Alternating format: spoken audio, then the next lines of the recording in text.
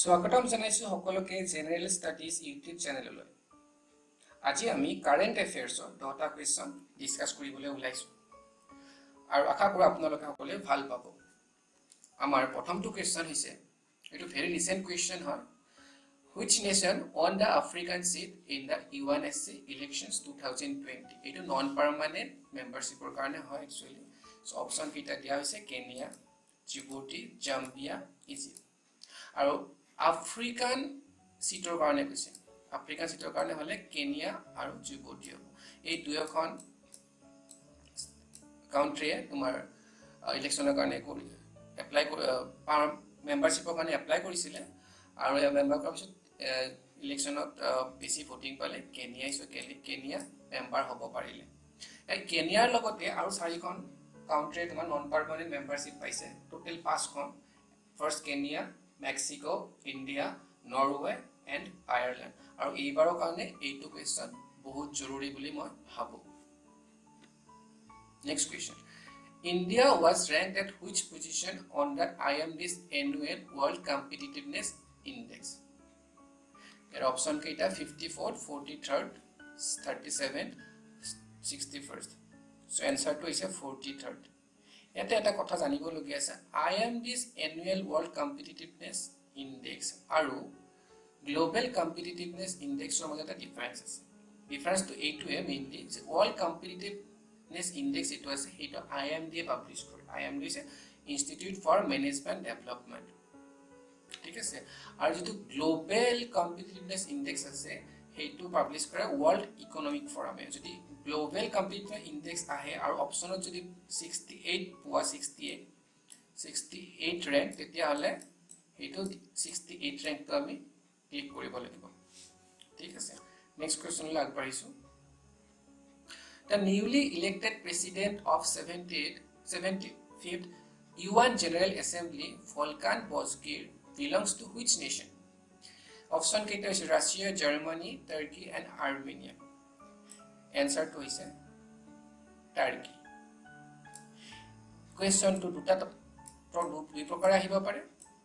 সুধিব পাৰে 75th UN General Assembly president কোন হল, ভলকান বস্কিৰ, অৰ এনেকুৱা আহিব পাৰে যে ভলকান বস্কিৰ কোন ষ্টেটলৈ কোনখন কাউন্ট্ৰীত বিলং কৰে, ঠিক আছে। নেক্সট কুৱেশ্যনটো চাওঁ। The National Disaster Response Force Academy is to be established in which city? Nagpur, Hyderabad, Dehradun, Mussoorie. Option to is correct answer to is Nagpur. Nagpurot kora hobo. Amit Shah ji goi pelai etu আপোনালোকৰ নাগপুৰত first stone লেইংটো 2nd জানুৱাৰীত কৰি আহিছিলে, ঠিক আছে। এতিয়া আৰু next কুৱেশ্যনটো চাওঁ এবাৰ। What is the name of India's first indigenous aircraft carrier which is being built at Kochi? Virat, Veera, Vikrant and Vikram. Yare answer to hobo amar Vikrant. Vikrant kon indigenously develop মানে কি হল Indian technology ইন্ডিয়াতে develop কৰা হৈছে, ঠিক আছে। আৰু এখন কোচি চিভিয়াৰ্ডত কৰি থকা হৈছে, ঠিক আছে। নেক্সট চাওঁ 6 number question.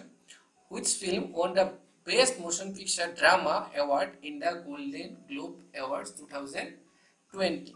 Once Upon a Time in Hollywood, 1917, Missing Link, Parasite. So answer to is 1917. In 1917 যিখন মুভি আছে তেখেতৰ ডিৰেক্টৰ আছিল স্যাম মেন্ডেলছ আৰু এইখন ষ্টৰীটো বেছ কৰা হৈছে ফাৰ্স্ট ওয়াৰ্ল্ড ওয়াৰৰ ওপৰত, ঠিক আছে। নেক্সট আগবাঢ়িছো। Who has recently been appointed as the new Director General of the Central Reserve Police Force? Rajiv Rai Bhatnagar, AP Maheshwari, Vijay Kumar, Arvind Kumar. Your answer to is AP Maheshwari. AP Maheshwari is Anand Prakash Maheshwari. Tekhet hoise asile UP Cadre IPS officer 1984 batch. এইবিলাক question generally railway এক্সামত সোধা পৰকৈ দেখা যায় আৰু railway exam NTPC হ'ব ওলাইছে হ'ব।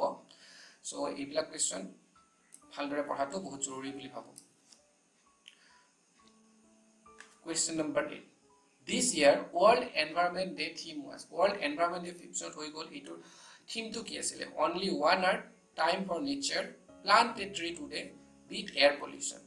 So আমি সকলোৱে জানো answer টো হৈছে time for nature, Only one Earth to যেতিয়া 1970 first world environment day celebrate কৰাইছিলে তেতিয়াৰ সময়ত থিমটো আছিলে only one Earth. Question number 9.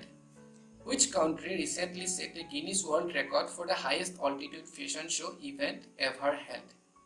So, sabologly answer to ekdom easy hoy. Hetu is Nepal.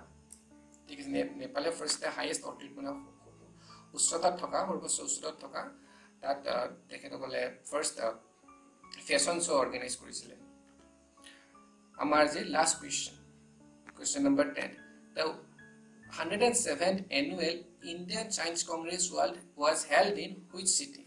Pune, Amritsar, Imphal, Bengaluru.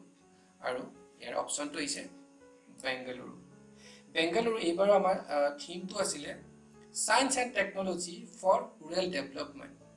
ঠিক আছে এই থিমটো মনত ৰখাটো বহুত জৰুৰী বুলি ভাবো ইয়াৰ লগে লগে আজি এইটো খণ্ড আমি শেষ কৰিছো আশা কৰো আপোনালোকে ভাল পাইছে আৰু যদি ভাল পাইছে তেতিয়াহলে চেনেলটো সাবস্ক্ৰাইব কৰিব ঠিক আছে তেতিয়াহলে ধন্যবাদ আকৌ আহিম আপোনালোকৰ ওচৰলৈ আকৌ নতুন এটা ভিডিঅ লৈ পেলাই ধন্যবাদ